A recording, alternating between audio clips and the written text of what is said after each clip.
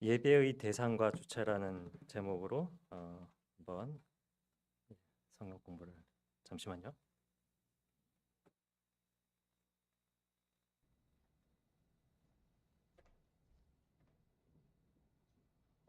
요약 질문지를 제가 나눠드렸는데요. 질문지를 한번 보고 대충 오늘 내용이 뭔지 또 성경 이렇게 프레젠테이션 끝나고 나서 이제 그룹별로 이야기하실 거리를 한번 알아보도록 하겠습니다. 예배의 대상과 주체 첫 번째, 오늘날 많은 교회에서 예배의 초점을 어떻게 드릴 것인가에 맞추고 있습니다. 이에 대해 성경적 관점에서 그것은 어떤 문제가 있을 수 있을까요? how와 관련된 것에 많이 집중을 하는데요. 이게 뭐 교회를 더 활성화시킨다든지 그러한 목적에 맞추어서 어떻게 해야 될까 그런 것에 초점을 많이 맞추고 있는데요. 두 번째 질문입니다. 우리가 예배하는 하나님을 막연하게 하나님이라고 부르는 것과 삼위 하나님으로 구체적으로 고백하는 것 사이에 어떤 차이가 있을까요? 누구를 예배합니까 하면은 출석하는 성도들은 다 하나님 예배한다고 하는데 그러면 그 하나님은 누구이십니까?라고 예배 대상을 좀 더 구체화시켜서 질문을 하면 막연할 수가 있고 그것이 분명해지면 예배가 엄청 다르게 드려지게 됩니다. 그 내용을 같이 나눌 겁니다. 세 번째 질문.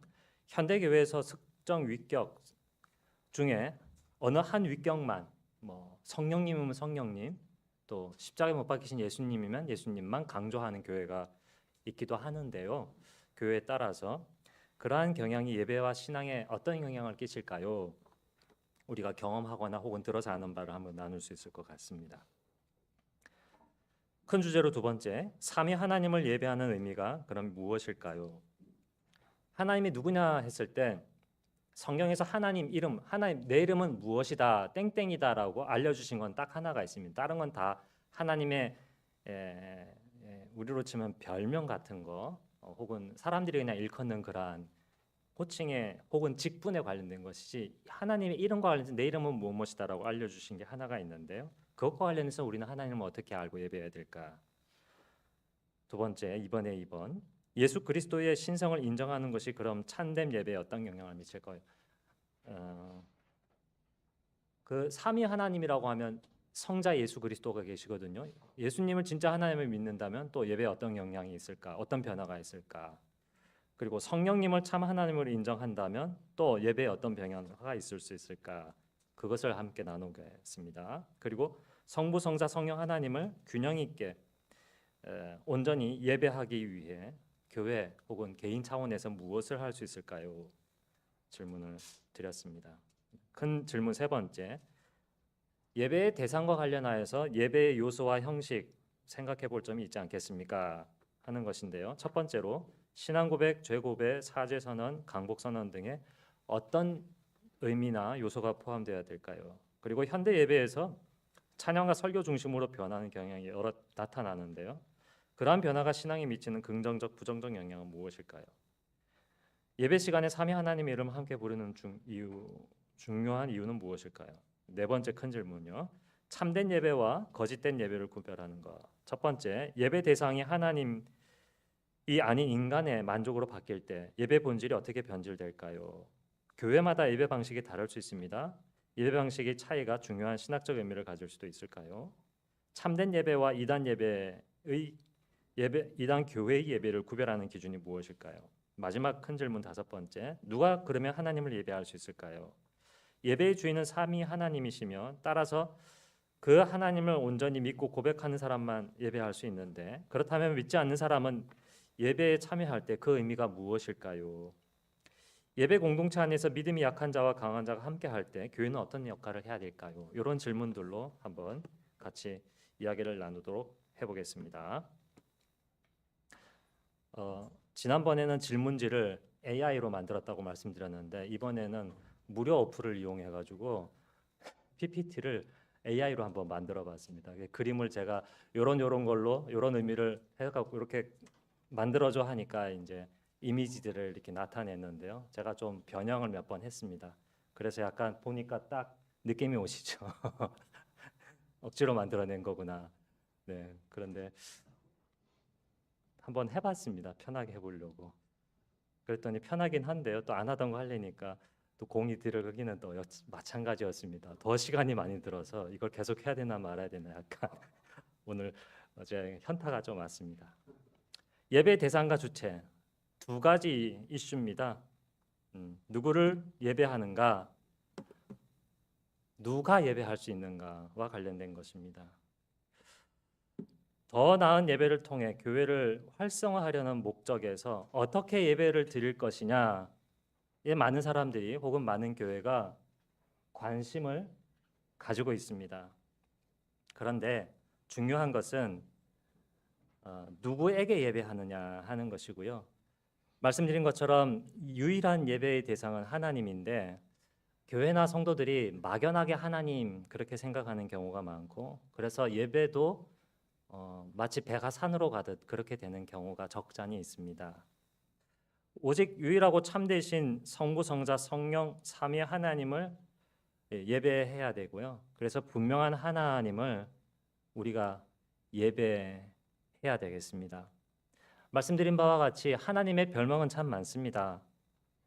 예를 들면 아도나이, 아도나이란 말이 한글 성경에는 없죠. 번역해서 나오는 것이죠. 그러니까 주인이라는 영어로는 L자 대문자 붙여가지고 로드 이렇게 번역하기도 하는데요. 뭐 로드는 아무 때나 다 로드로 번역을 참 많이 해서 헷갈립니다. 영어 번역이. 샤다이 해서 전능하신 분, 엘리온 가장 높은 분 이제 그 원문에 쓰인 거하고 번역한 것인데요. 그냥 추상적으로 이렇다 혹은 뭐 별명식으로 그렇게 나온 하나님 알려주시거나 또 사람들이 그렇게 부르거나 하는 이름이 나와 있습니다. 그런데 하나님께서 출애굽기 3장 14절과 15절에 그리고 6장 3절, 19장 4절부터 6절, 출애굽기 34장 6, 7절을 보면 하나님께서 하나님의 이름을 알려주셨습니다. 하나님 이름이 뭡니까? 여호와죠. 여호와. 그런데 이게 진짜 여호와일지 아닐지는 아무도 모릅니다. 왜 그러냐면 분명 성경 구약을 이렇게 보게 되면 예루살렘 성전이 멸망하기 전까지는 주전 586년 전까지는 다른 뭐 여호사밧이라든지 여호와의 이름이 들어간 그것을 사람의 이름으로 바꾼 것들이 분명하게 이제 불려진 게 나오기 때문에 여호와의 이름도 본명도 불렸을 것이다 이렇게 생각을 합니다. 근데 여기는 글자가 만들면 너무 작게 만들었는데 저기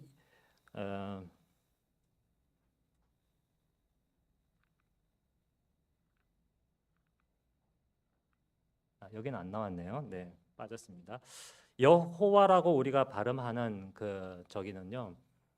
자음만 성경에 기록이 되어 있습니다.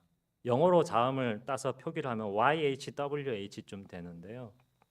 이것이 주전 3세기 70인역이 번역될 무렵에 유대인들은 하나님의 이름을 잘못 발음하는 것을 두려워해서 큰 소리로 말하지 않게 되었습니다.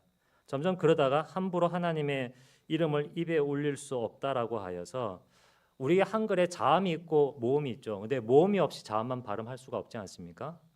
히브리어는 쭉 자음만 주로 이제 기록하는 것들이 굉장히 원래는 그렇게 했기 때문에 이게 모음은 이제 뒤에 붙여졌기 때문에 그 이전에는 구전으로 이렇게 전달이 되었어야 되는데 이게 한 몇백여 년 동안 이 구전으로 이걸 안 하다 보니까 자음만 문자로는 자음만 남겨져 있고 다른 말로 불렀습니다.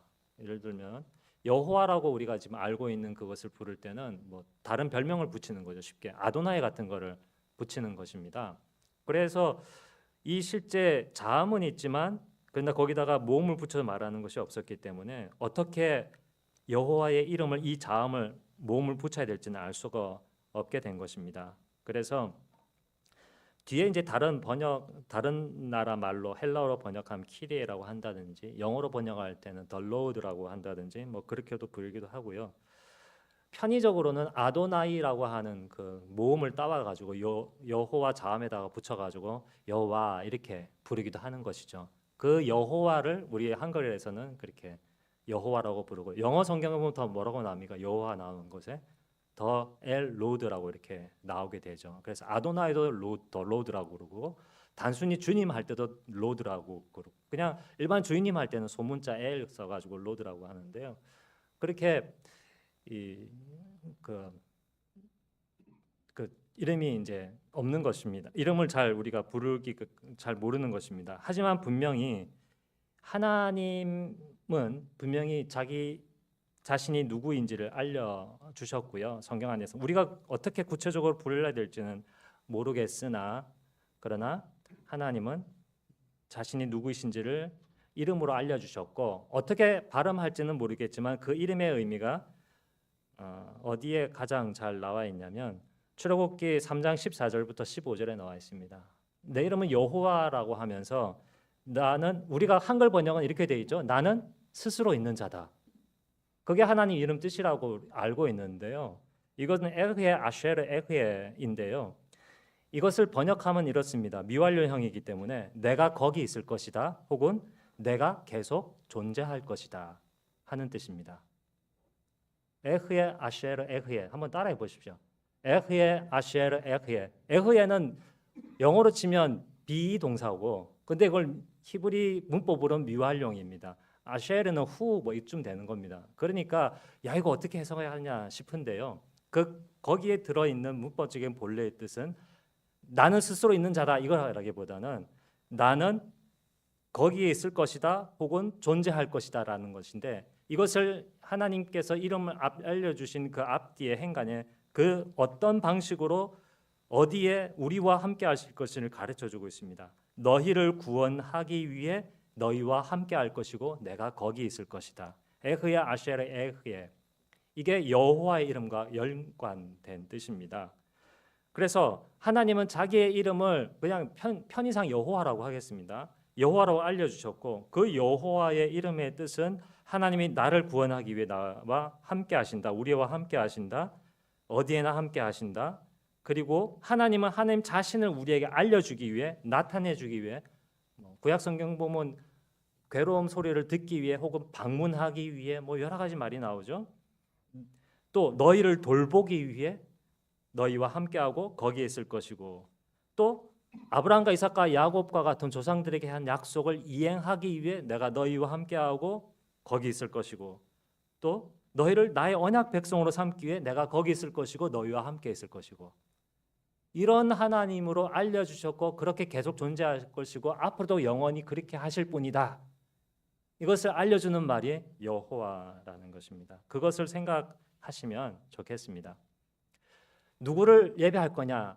그래서 여호와 하나님을 예배할 것인데요. 우리가 뭐 잘 알고 있는 것처럼 여호와 세상을 창조하시는 하나님은 진짜 하나님이시죠. 참된 유일하시는 하나님이라는 사실을 누구나 다 알고 있습니다. 신명기 6장 4절 같은 경우 우리 하나님 여호와는 오직 하나인 여호와 하나님이시다. 오직 한 분 하나님이시죠. 이사야 44장 6절에 여호와 나 외에 다른 신이 없다. 디모데전서 6장 5절에 하나님은 유일하신 주권자이시다. 이렇게 이야기를 하고 있습니다. 그러면 우리가 하나님을 예배하는데 구체적으로 하나님이 어떤 분인지를 알아야 되는 것이잖아요. 그러면 예수님은 하나님이 아니냐? 성령님은 하나님이 아니시냐? 이렇게 했을 때 성자 예수 그리스도도 하나님이시죠. 우리가 잘 알고 있는 도마에게 예수님은 십자가에 못 박힌 상처난 손을 보여주시면서 예수님 말씀하시고 자기 자신을 알려주셨을 때 도마가 고백합니다. 예수님을 향하여 나의 주님이시요 나의 하나님이십니다. 요한복음 1장 1절에 예수님을 가리켜서 태초에 말씀이 계셨고 이 말씀이 하나님과 함께 계셨으니 이 말씀은 곧 하나님이다라고 하여서 예수님을 가리켜서 하나님이다라고 알려주고 있습니다. 빌립보서 2장 6절에도 보면 예수님을 가리켜서 십자가에 못 박혀 죽으시고 낮아지신 그 예수님은 하나님의 본체이시다라고 알려주어서 아 예수님도 하나님이시구나. 또 성령님은 어떻습니까? 아나니아와 삽비라가 성령님을 속였을 때요. 이렇게 베드로가 얘기합니다. 너희가 성령을 속였다. 너희가 지금 사람에게 거짓말한 것이 아니라 하나님을 속인 것이다라고 해서 성령님을 하나님이라고 알려주고 있고요. 마태복음 28장 19절에 세례를 주라고 할 때 하나님의 이름으로 하나님의 이름을 향하여 세례를 줘. 하나님으로 돌진하여 하나님의 은혜와 영광 속으로 들어가서 세례를 받아라라고 얘기를 하는데 하나님의 이름을 무엇으로 표현합니까? 아버지와 아들과 성령의 이름으로 세례를 주라고 해서 성부 하나님, 성자 하나님, 성령 하나님이신 것을 증명하고 있습니다. 야, 그러면 이게 따로따로가 아니라 그냥 성부, 성자, 성령 딱 하나가 아니냐 싶기도 한데요. 마태복음 3장 16절, 17절 보시면 이 그림을 제가 만들어 봤는데요. 예수님께서 세례 받으시는 그 장면에 예수께서 세례를 받으시고 있죠. 하늘의 하나님의 성령이 내려와 비둘기 모양으로 자기 위에 임하시는 것을 예수님이 봤죠. 근데 그 동시에 하늘로부터 소리가 들렸죠. 뭐라고 얘기합니까? 말씀하시되 이는 내 사랑하는 아들이요 내 기뻐하는 자라. 인격체가 따로따로 있는 게 분명히 성경에서 나타나고 있습니다. 그런데 우리가 믿는 말씀 안에서는 하나님은 오직 한 분이시다라고 되어 있고, 근데 마태복음을 보니까 이렇게 구별된 인격으로 이렇게 동시에 존재하는 걸 볼 수가 있습니다. 이거는 우리의 이성과 우리의 지혜로는 풀 수 없지만 하나님은 자기 자신을 알려주시기를 그렇게 알려주셨습니다. 성경 안에 삼위일체라는 단어는 없지만 그러나 삼위일체 하나님인 것을 우리는 성경을 통하여서 받아들이고 믿고 있습니다. 이단이 아닌 이상은 그렇죠. 사람도 아니고 다른 신도 아니고 오직 우리를 구원하시고 돌보시는 약속을 이행하시고 우리를 하나님의 언약 백성과 자녀로 삼아 주시는 분이 바로 삼위일체 하나님이시고 우리는 그분을 예배하는 것이죠. 구체적으로 한번 보도록 하겠습니다. 어떻게 하나님은 우리의 예배를 분명하게 받으시기에 합당한 분이신가? 하나님이 사람에게 하시는 일과 사람이 하나님께 예배드리는 일을 이렇게 볼 수가 있겠습니다. 성부 하나님께서는 아들과 성령님을 우리에게 보내어 주셨습니다. 보내어주고 계십니다. 요한복음 3장 16절과 그리고 갈라디아 4장 6절이죠. 그래서 우리는 그 성부 하나님을 영이신 하나님을 예배합니다. 영과 진리로 예배하죠. 또한 성자 예수 그리스도 성자 하나님께서는 또 우리에게 오십니다. 하나님이 우리에게 오시는 구체적인 내용이 되시고 인격체가 되십니다. 고린도후서 4장 6절에 그리스도를 통해 하나님 영광의 빛을 우리 마음에 비추어 주셨다. 이는 하나님의 영광의 강치요 그 본체 형상이다. 하나님이 영광스러운 분이시다, 능력 있는 분이다라는 것이 누구를 통하여 우리에게 보여지고 체험되어집니까?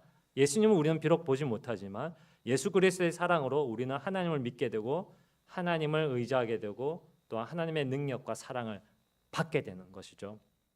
그래서 우리는 그 예수님을 힘입어서 하나님께 나아가게 됩니다. 또한 성령님은 우리에게 하나님의 말씀과 또 하나님을 아는 것과 하나님을 믿는 믿음을 주십니다. 그래서 우리는 성령님께 우리가 기도합니다. 우리가 성령께서 우리를 위하여 기도해 주실 것을 간구하는 것이죠. 그래서 이러한 예배의 대상이 분명하게 구별되고 인지되고 또한 믿어지기 때문에 예배 이 대상이 확실하게 되고 구체화되면 예배의 차이가 일어나게 됩니다. 어떤 차이가 일어날까요? 구체적으로 이단 교회의 예배와 참된 교회의 예배는 차이가 나게 됩니다. 어떤 이단 교회를 가면 하나님, 어머님 이러면서 또 어떤 교회는 예수님은 아직 안 왔다, 내가 예수다라고 하면서 성부, 성자, 성령 삼위 하나님에 대한 신앙과 구별, 확신이 모호해지기 때문에 그러한 교회가 예배드리는 모습과 참된 교회 예배드림의 모습은 차이가 발생하게 되는 것입니다. 그리고 삼위 하나님은 온전히 고백하거나 하지 못하는 교회 같은 경우, 예를 들면 그 교회는 아니라고 얘기하겠지만 이제 예를 들어 오순절 교회 같은 경우는 그 어떤 삼위 하나님보다 누구가 더 신앙생활에 강조가 되고 있습니까? 예배에서도 성령 하나님이 강조가 되고 있죠.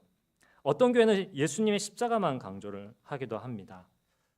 뭐 균형 있게 예배를 드린다고 하더라도 제가 지난 주 중에 마곡행 어느 장로교회 통합 측 교회를 갔었는데요. 그 교회 예배 순서가 굉장히 간단합니다. 예배의 부름, 신앙 고백, 치유의 찬양, 예배를 위한 기도, 성도의 교제, 봉헌, 성경 복독, 설교, 결단과 축도 끝입니다. 그게 틀렸다, 나쁘다 하는 건 아니고요. 차이가 있다. 성부, 성자, 성령 하나님을 온전히 드러내고 고백하는 이러한 내용들이 거기에 포함되어 있습니까? 같은 장로교인데도 많이 다른 것이죠. 제가 또 강의를 준비하면서 미국의 윌로우 크릭이라든지 갈보리 처치라든지 그런 예배를 봤습니다. 굉장히 좋고 성도들의 어떤 감정과 이런 것들이 많이 있지만 예배의 내용과 초점이 딱 두 가지입니다. 찬양팀의 찬양과 목사의 설교가 딱 두 가지. 신앙 고백이라든지 성도의 재고백이라든지 사죄 선언이라든지 강복 선언 같은 역사적으로 교회가 중요시했던 예배의 요소들, 삼위 하나님이 온전히 드러나고 우리에게 오시고 우리가 그분께로 나아가는 것들이 많이 사라졌습니다. 사람들이 흔히 좋아하고 인기 있는 그러한 요소들을 강화시킴으로 인해서 경배의 대상 주인이 사라진 듯한 그러한 예배의 균형이 깨어진 예배가는 신앙의 균형 또한 깨트릴 여지가 참 많이 있을 것이다 우려가 되었습니다. 그래서 예배 가운데 성부, 성자, 성령 하나님 예배 대상이 분명할 경우에는 변화가 이끌어나게 됩니다. 예배 시간에 성부, 성자, 성령의 이름을 부르는 경우가 많습니다. 우리가 고백하는 사도신경 그리고 좀 더 구체적으로 니케아신경 더 분명하게 드러나고 있습니다. 주기도에도 예수님이 고백이 되고 있고 하나님이 나오시죠. 사죄의 선언, 세례, 성찬, 삼위 하나님의 이름으로 주는 세례와 또 예수 그리스도의 만찬 그리고 삼위 하나님의 이름으로 하는 고린도 13장 13절 같은 강복 선언 등 뿐만 아니라요. 예배로의 부름에 대해서도 칼빈 같은 사람은 보툼이라고 해서 신자 쪽에서 하나님께 올려드리는 신앙 고백이죠. 예배를 시작할 때 시편 124편 8절 우리의 도움은 천지를 지으신 여호와의 이름에 있도다. 이러한 신앙 고백을 하면서 성부 하나님 앞으로 나아가게 됩니다. 오늘도 사장 찬송을 불렀는데요. 그 찬송과 가사가 몇 세기에 기록되었을 것 같습니까? 2세기에 기록이 되었습니다. 곡은 1840년대 어간에 2장부터 4장까지는 작곡이 되었고 같은 성부, 성자, 성령 하나님을 부르고 있는 7장 찬송 같은 경우에는 1980년도에 작곡된 곡입니다. 시대를 구분하지 않고 과거와 현재를 쭉 이어가면서 온전히 삼위 하나님을 고백하는 예배에는 성부, 성자, 성령 하나님을 찬양하는 찬양이 살아있게 됩니다. 기도도 그렇습니다. 성부의 창조 사역 섭리 그리고 성자의 구속과 은혜를 간구하고 의지하는 것, 감사하는 것, 성령님의 성화와 능력을 감사하고 간구하는 그러한 기도가 들어 있습니다. 여러분 들어보셨습니까? 키리에 엘레이송, 크리스테 엘레이손. 이것은요 주후 3세기 이후서부터 삼위 하나님께 자비와 용서를 간구하는 기도 혹은 예배를 시작할 때 은혜를 간구하는 기도로 불려지고 올려지고 있습니다. 지금도 그렇게 되고 있습니다. 현재 천주교 같은 경우는 재고백 이후 순서에 키리에 엘레이존을 많이 하고요. 동방정교회 같은 경우는 예배를 시작할 때 키리에 엘레이존 뜻은요. 주님 우리를 불쌍히 여기소서. 여기서 주님은 영어로 치면 더 로드인데 여기서는 성부 하나님을 가리킵니다. 키리에 엘레이존, 크리스테 엘레이존, 성자 예수 그리스도여 우리를 불쌍히 여기소서. 한 다음에 또 세 번째 또다시 키리에 엘레이존 주여 우리를 불쌍히 여기소서 은혜를 자비를 베푸소서. 여기에 세 번째 키리에는 주는 바로 성령 하나님이 되겠죠. 이것은 고대에만 그랬냐 초대교회 시대에만 그랬냐 그렇지 않습니다. 1542년 칼빈이라든지 그리고 1645년 웨스트민스터 신앙고백서라든지 1980년 PCA 미국 장로교회 예배 모범이라든지 설교 전에 우리 성경 읽지 않습니까? 낭송 목사님 강사님들이 그거 할 때 그 앞에 성령님께서 우리에게 이 말씀을 가르쳐 주소서 하면서 성령님께 간구하는 기도가 들어 있죠. 그래서요, 이 삼위 하나님을 온전히 드러난 예배를 제가 3세기 때, 주 3세기 초대교회 때 예배 예전을 적어봤는데요. 작아서 보이시지 않겠습니다만은 여기에 보시면 중간 중간에 그 성찬할 때 성령님을 향하여 우리를 도와주소서, 우리가 성령 하나님 그리고 예수님 앞으로 나갑니다. 수르숨 코르다 하면서 내 마음을 듭니다라는 것 나오고 있고요. 그리고 에피클레시스 하면서 이것도 성령님의 강림을 기원하는 그러한 기도도 드리고 있습니다. 단순히 이름만 불렀다, 성부, 성자, 성령 삼위일체를 불렀다, 뭐 그런 신학적인 의미에서 그치질 않습니다. 내용으로 좀 들어가 보겠습니다. 모세가 하나님의 그 모습을 뒷모습을 봤을 때 출애굽기 34장 6절 8절에 하나님은 어떤 분으로 나와? 아까는 여호와라고 해서 제가 여호와의 이름의 의미, 에흐의 아시아의 에흐의 의미가 무엇인지를 말씀드렸는데 출애굽기의 그 34장이 아주 구체화됩니다. 그 하나님이 우리와 함께 나와 함께하는 약속대로 행하실 그 하나님, 무슨 약속대로 하느냐, 어떤 인격을 가지고 계시냐? 여호와로라 여호와로라 여호와께서 선포하십니다. 모세 앞으로 지나가면서 나는 자비롭고 은혜롭고 노하기를 더디하고 인애와 헤세드입니다. 그리고 진실이 많은 하나님입니다. 나의 인자를 천대까지 베풀고 악과 과실과 죄를 용서하겠다. 내 죄를 용서한 지 얼마나 하나님 감사합니까? 그러나 동시에 벌을 면제하지는 아니하고 아버지의 행악을 자손 3, 4대까지 보응하리라. 그러자 모세가 어떻게 했습니까? 급히 땅에 엎드려 경배했습니다. 나에게 이렇게 자비롭고 인자하신 하나님이시니 그런 하나님 가까이 하고 경배했던 것이죠. 우리는 어떻습니까?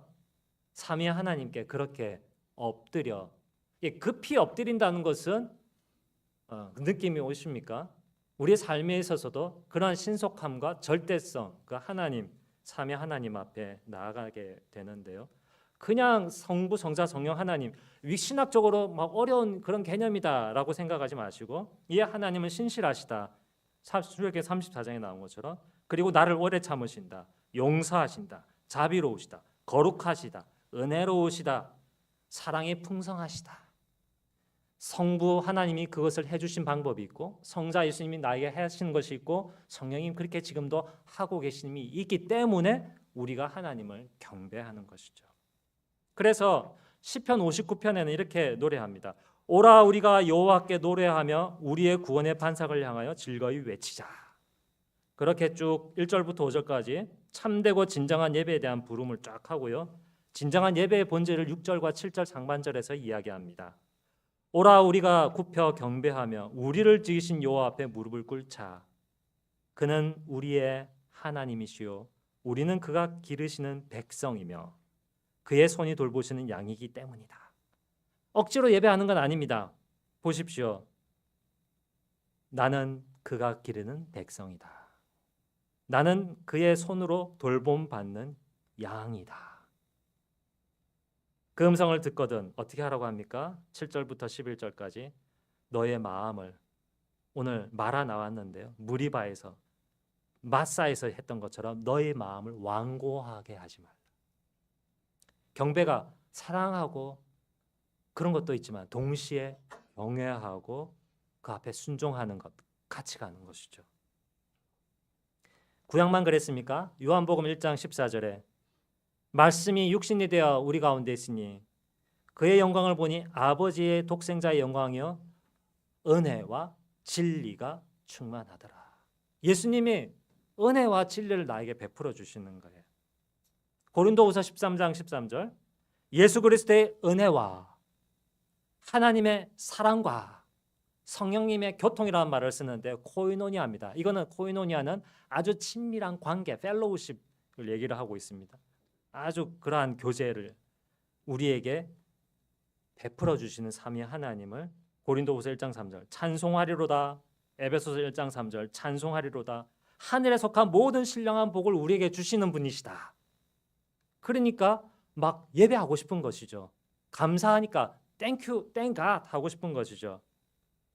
그래서 히브리서 13장 20절에 양들의 큰 목자이신 우리 주 예수를 영원한 언약의 피로 죽은 자 가운데서 이끌어내신 평강의 하나님이 모든 선한 일에 너희를 온전하게 하사 자기 뜻을 행하게 하시고, 우리를 온전하게 할 뿐만 아니라 하나님 뜻을 행할 수 있게 하시고, 그 앞에서 즐거운 것을 그리스도로 말미암아 우리 가운데 이루시기를 원하시노라.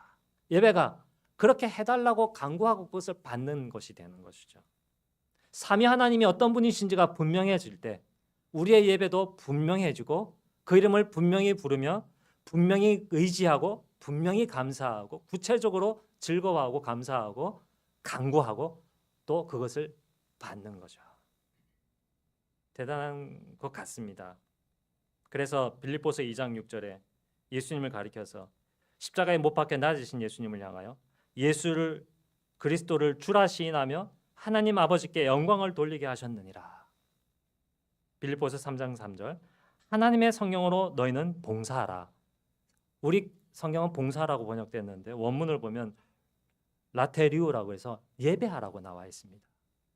성자 예수 그리스도를 너희를 위하여 낮아진 너희 자기 자신을 비워 종으로 우리의 종으로 오신 예수 그리스도를 예배하라.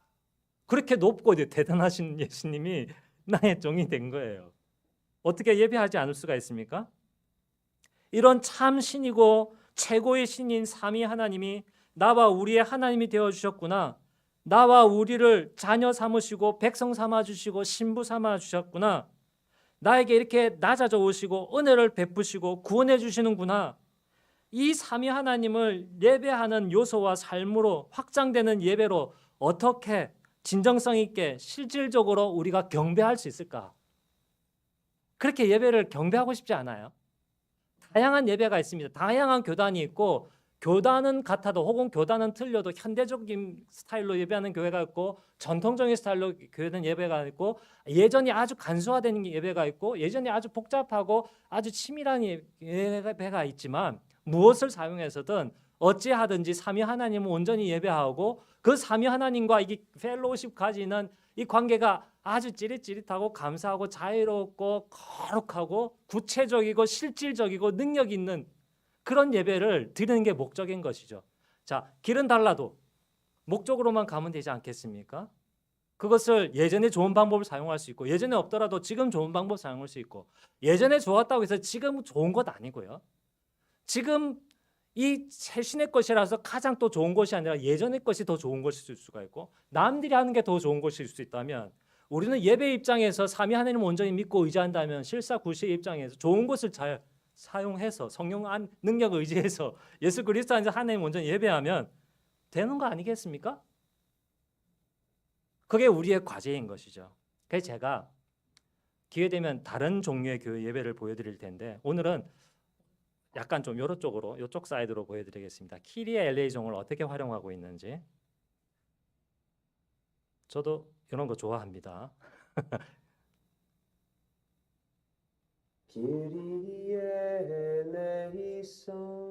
혼배 성사입니다. 키리의 LA종, 주여 우리에게 자비를 베푸소서. 크리스테 LA종, 그리스도여 우리에게 자비를 베푸소서.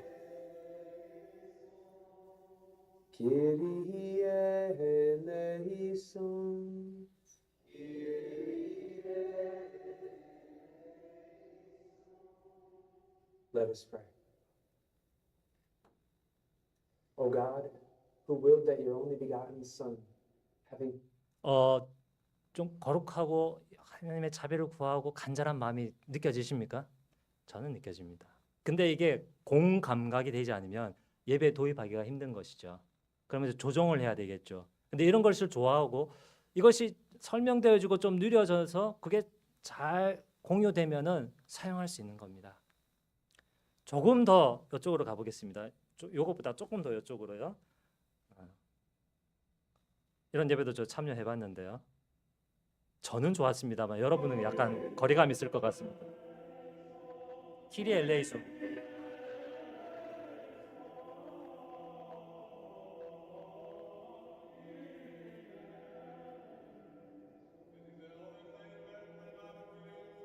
그리스 종교가 이런 식으로 예배를 드리죠.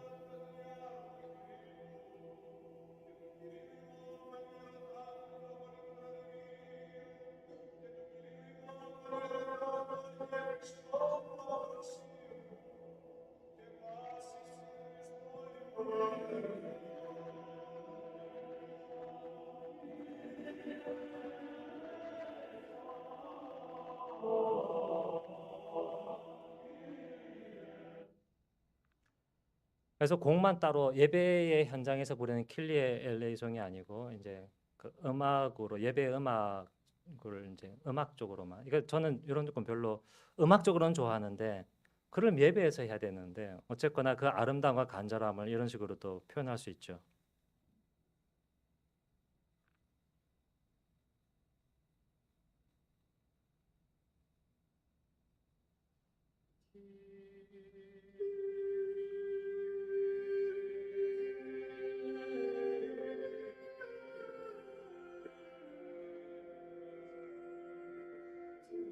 단순한 가사이지만 간절함과 그 다양한 삶의 어떤 모습들이 포함되어 있죠.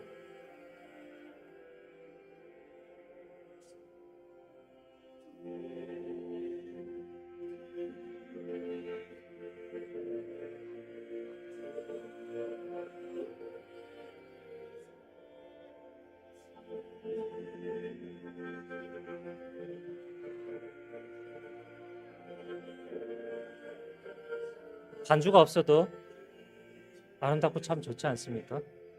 공간이 가져다주는 효과도 있습니다. 소리가 울리는 모습이라고.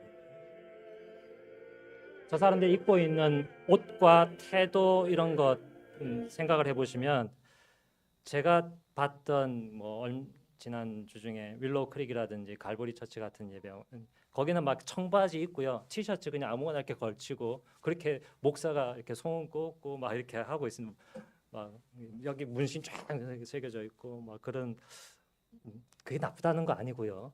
그 느낌 주는 그 있지 않습니까? 주의 자비를 간절히 간구하면서 우러러보면서 이런 모습들 이거 어떻게 좋은 거를 잘 우리가 살릴 수 있을까 생각해 볼 수가 있고요. 하나만 더 보겠습니다.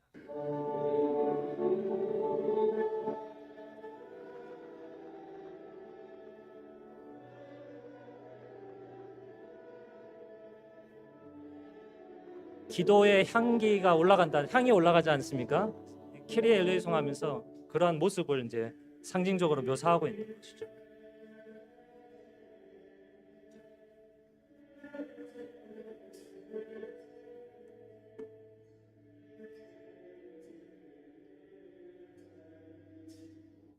단순히 뭐 허례 허식이고 그냥 우상 숭배고 그런 관점으로 보면 완전 타락한 예배입니다. 그런데 간절함과 거룩함, 염원, 간절, 감사, 하나님의 거룩함을 어떻게 잘 드러낼까 하면서 그 마음을 온전히 썼다라고 그런 관점에서 바라보면 그냥 뭐 이렇게 쑥 지나가는 거하고는 좀 다 개신교 아닙니다. 천주교, 동방종교 뭐라고요? 네. 개신교에서 드리는 예배가 저런 식으로 되는 겁니까? 아니요, 그렇지는 않고요. 키리의 엘레이종 같은 경우는 칼빈도 썼고요. 그리고 현대교에서도 쓰고 있고 개신교가. 근데 이제 그거를 나타내고 표현하고 예배 예전에 들어오는 방식이 좀 전에 보여드렸던 이거는 계속 전통적으로 계속 해왔던 수백 년 동안 해왔던 방식들입니다. 예. 근데 이게 지금은 개신교에서는 많이 배척을 하고 있죠. 네. 배척하는 것까지는 좋은데 잘 살리고 그 현대적이고 그 드러낼 수 있는 그런 것들은 많이 이제 좀 없어졌다.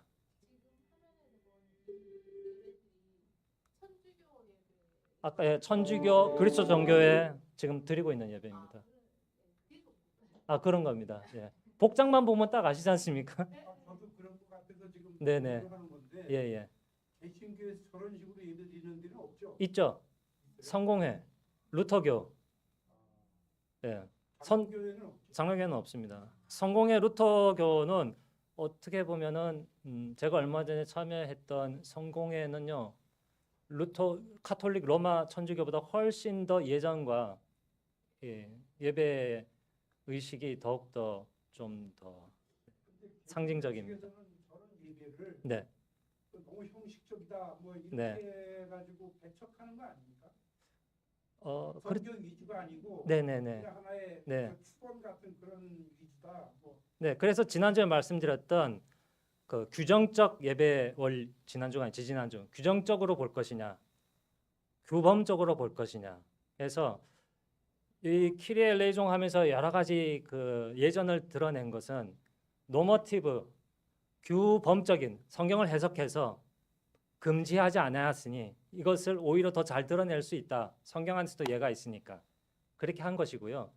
장로교, 개신교, 청교도 전통 뭐 이런 쪽은 레귤러티브, 그 규정적인 어떤 예배 원리를 따라서 성경에서 하란 거 없으면은 무조건 하면 안 된다. 그건 우상 숭배다 한 거죠. 근데 이제 그렇게 치다 보면 아까 말씀드렸다시피 성경 안에서 삼위일체라는 말은 없지만 삼위일체 신앙을 우리가 가지고 있지 않습니까? 그러면은 규정적인 원리로 본다면 그런 성경 해석은 틀리게 되는 것이죠. 그래서 규범적으로도 성경 안에서 하나님의 자비를 광고하는 이런 찬양과 이런 것들이 우상 숭배를 안 하면서 온전히 하나님께 예배를 드릴 수 있게 된다면 그 상징성을 통하여서 혹은 문화적인 요소를 통해서 하나님의 자비와 은혜를 간구하고 감사하는 것들을 더 잘할 수 있다는 것이죠. 그 거룩함을. 제가 그 한번 언제 기회 되면 가보십시오. 뭐 사람마다 경험에 따라서 다를 수는 있는데 저는 그쪽에서 안 살았기 때문에 더 그런 느낌이 더 왔을 수도 있을 것 같습니다. 하나님의 거룩하심과 전능하심과 그러한 다스리심에 대해서 들어가자마자 거룩함에 이렇게 쫙 휘감기는 듯한. 네. 근데 그게 형식만 있고 그냥 그 전통만 남은 교회 예배였다라면 저는 아이고 뭐 순 가짜네 이렇게 했을 텐데 그 예배의 어떤 그 영적인 것이 함께 느껴지고 살아있는 예배가 같이 이제 드리는 것을 느꼈을 때 그게 잘 이용이 되는구나. 가려서 저도 그걸 네. 저걸 보니까 네네 정말 그 예배 같은 예배라는 느낌도 들고 네. 굉장히 성스럽다 네 그런 느낌도 드는데 네 저게 현대 사회에서 네. 저런 예배를 드리려면은 네 어느 정도 숙달이 돼야 될 거 아닙니까? 저런 예배에 네네 그 음조라든가 뭐 예 음악적인 네. 요소라든가 이런 게 숙달이 돼야 되는데 네. 과연 그게 접목될 수가 있느냐 이거죠. 저런 교회는 가능합니다. 수백 년 동안 저렇게 예배를 해왔기 때문에 그렇죠. 저기는 가능하겠죠. 태어나서부터 그렇게 자라왔기 때문에 어려서부터 저렇게 맞습니다. 이렇게 해왔으니까. 네, 그렇지만 네. 우리 교회 그렇게 하자는 게 아니고요. 교회마다 지역마다 문화마다 상황이 다릅니다. 그러니까 우리 맞게 좋은 것들을 사용하면 되는 거죠. 바꿔서 혹은 다른 것을 끌어와 가지고. 지금 그 개신교에서 많이 저거를 좀 네. 약간 저기에서 하는 것이 또 엄청난 찬양대라든가 네. 오케스트라든가 예. 또 아니면 그 교회 분위기라든가 네. 뭐 이런 걸로 해서 많이 네. 좀 닮아가려고 노력하는 거 아니겠습니까? 예. 그래서 제가 서두에 말씀드렸는데요. 거기에 삼위 하나님에 대한 분명한 고백과 찬양과 신앙 고백 이런 것들이 있느냐. 그리고 삼위 하나님이 죄 사함과 또 성례와 강복 선언과 찬송과 설교와 이런 것에 그러한 요소들이 잘 드러나 있냐 하면요. 그게 많이 없어졌어요. 그때 네. 저도 그 텔레비 같은 데서 네네. 그 예배하는 걸 보면 네. 큰 교회들 보면 뭐 네. 참가자가 한 400명씩 되고 네. 오케스트라 있고 뭐 이렇게 뭐 이 올겐 그 전자올겐 그 반주가 있고 네. 그러면 얻을 때 그 찬송 들으면은 네. 사실 좀 울컥해지는 네. 그런 느낌도 있어요. 이제 네. 뭐 설교는 내가 뭐 더 얘기를 네. 할수 없지만 그런 장면들이 네. 그 굉장히 좀 사람의 신앙심을 네. 돋아줄 수 있는 네. 그런 거는 꼭 필요한 거라고 저는 네. 생각해요. 저도 필요한 거라고 생각합니다. 그런 것들을 그러면서 삼위 하나님에 대한 고백과 하나님의 영광을 은혜를 보여주는 것을 잘하면 좋겠죠. 그렇게 저는 발전을 했으면 좋겠습니다. 그리고 고전적이고 가톨릭 지금의 카톨릭적인 것이지만 우리가 또 쓸 수 있는 것이라면 또 잘 쓸 수도 있을 거라는 생각이 들고요. 그리고 네, 오늘은 뭐 따로 나눠서 또 못할 것 같아서 양해를 좀 부탁을 드리겠습니다. 예배는 그래서 단순한 예식으로 그치는 것이 아니고요. 이러한 예배의 예전을 통해서 공예배를 통해서 경건한 하나님 앞에 나가고 하나님의 은혜와 그 거룩함 속에서 자발적인 순종과 또 사랑의 고백을 하게 되고 이것이 어디로 오늘 설교 말씀처럼 삶으로 이제 연결이 되는 것이죠. 그러면서 하나님의 자녀 백성으로 삼아 주심에 대한 감사와 응답과 순종으로 나가게 되는 것인데요. 그렇습니다. 그래서 참된 예배란 그 삼위 하나님을 온전히 예배의 대상으로 삼는 것이 참된 예배라는 것이고요. 그러려면 누가 예배를 드릴 수 있느냐 하는 것이 키가 됩니다.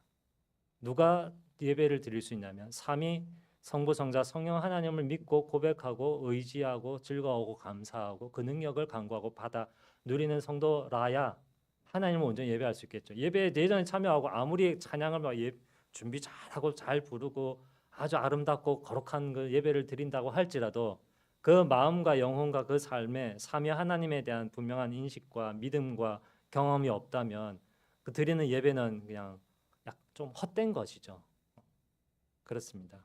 그래서 예배 가운데 있어서 그게 이제 또 거꾸로도 작용합니다. 예배 안에 삼위 하나님이 온전히 잘 드러나고 아까 그 표 박스 한 거죠. 하나님 삼위 하나님 우리에게 내려오시고 우리가 삼위 하나님 올라갈 경우에 삶에서 우리가 삼위 하나님을 더 분명하게 체험하고 의지하고 누릴 수가 있게 됩니다.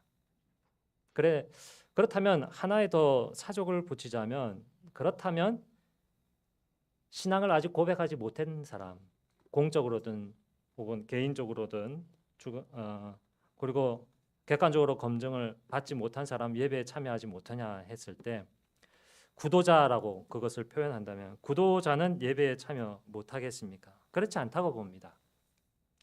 마가복음 9장 22절, 24절, 29절에 보면 이렇습니다. 아들에게 귀신이 씌어서 귀신이 그를 죽이려고 그 아들을 불과 물에 자주 던졌을 때 그 아버지가 예수님에게 무엇을 하실 수 있거든 우리를 불쌍히 여기서 좀 도와주십시오. 그렇게 간구했습니다. 예수님께. 예수님이 할 수 있거든이 뭐냐라고 이렇게 하시자 그 아이의 아버지가 소리를 질러 이렇게 말합니다. 내가 믿나이다 하면서 뒤에 나오는 것이 더 중요합니다. 나의 믿음 없는 것을 도와주소서 하면서 예수님 앞으로 나왔습니다. 믿음이 없고 하지만 믿음을 은혜로 간구하는 사람이라면 예배의 자리에 나와서 삼위 하나님 임재하시는 곳에 나와서 나의 믿음 없는 것을 도와주십시오 할 수 있고요.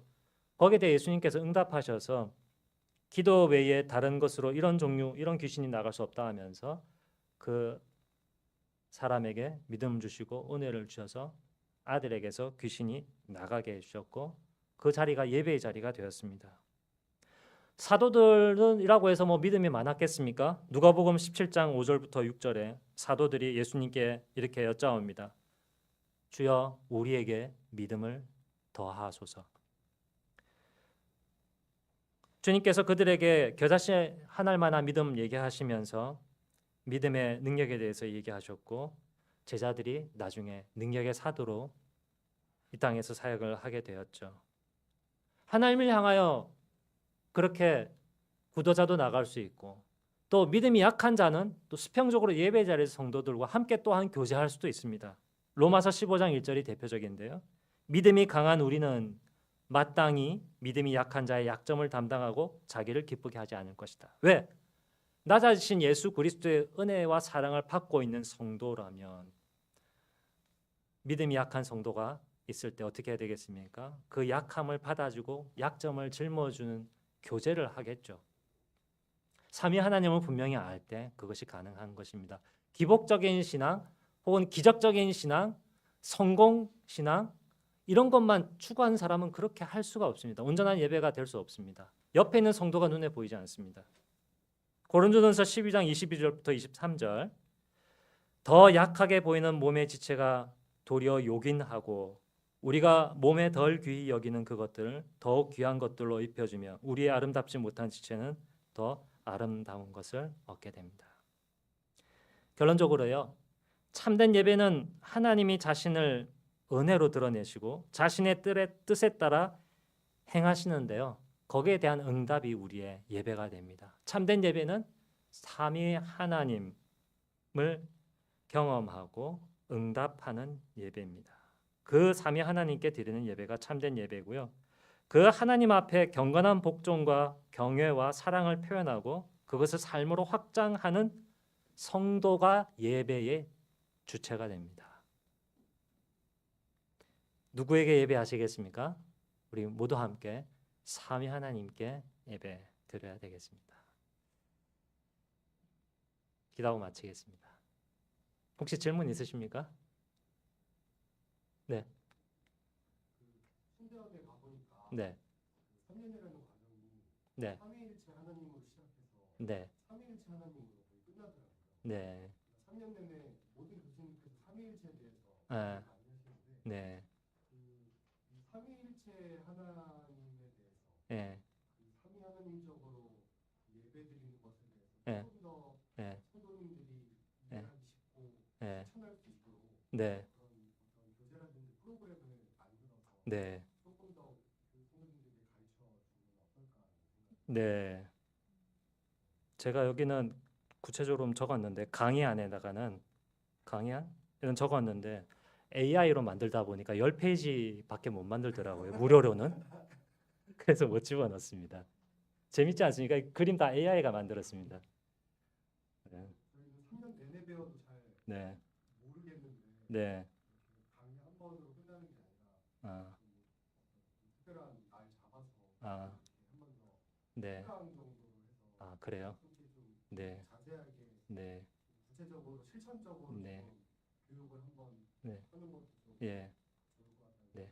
야금야금 들어오고 있습니다. 우리 교회는 그 삼위 하나님에 대해서. 그래서 예전에 없던 성령 하나님 말씀을 우리에게 빛을 비춰달라고 그 봉독하기 전에 하잖아요.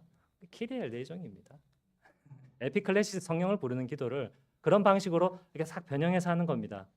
뭐 간단하게 아까 여기서 키리에 레이종 하면은 성도들이 키리에 레이종 하면서 레더스 프레이 하면서 기도 쫙 하지 않습니까?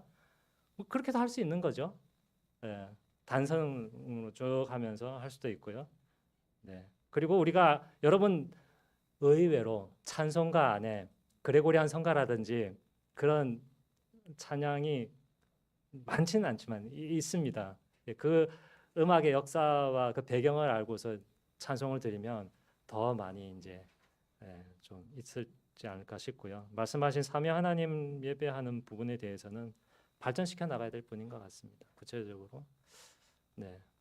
그래서 단초가 되어서 조금씩 저 이렇게 채워 나갔으면 좋겠습니다. 기도드리겠습니다. 하나님 아버지, 예배의 대상과 주체라는 제목으로 함께 우리가 생각하는 시간을 가졌습니다. 삼위 하나님이라고 그렇게 하나님께서 삼위일체 하나님이신 것을 우리에게 나타내시고 이름만 알려주신 것이 아니라 구체적으로 무엇을 하셨고 지금도 무엇을 한다 하고 알려주셨사오니 우리가 해야 될 일은 그것에 반응하여서 예배와 삶으로 삼위 하나님께 응답하고 또한 닮아가는 일일 것입니다. 삼위 하나님이 따로따로 계시지 아니하시고 한 분 하나님으로 하나 되시고 사랑으로 하나 되신 것처럼 우리의 성도들 간에 믿음이 강한 자나 약한 자나 사랑으로 하나 되고 평안에 매는 줄로 하나됨을 힘써 지키고 세상을 향하여서도 나와 당신들은 다르다고 배척하고 분리되는 것이 아니라 교제하고 함께 살아가면서 돕고 섬기는 그런 관계 속에서 빛과 소금으로 역할할 수 있는 우리가 되도록 이 예배가 먼저 삼위 하나님을 예배하는 예배로 온전히 성장하고 우리의 인격과 신앙도 삼위 하나님을 예배하는 예배와 삶이 더욱더 분명해지고 구체적이고 또한 능력이 임하는 것으로 성장하게 하여 주시옵소서. 예수님의 이름으로 기도드립니다. 아멘. 수고 많으셨습니다.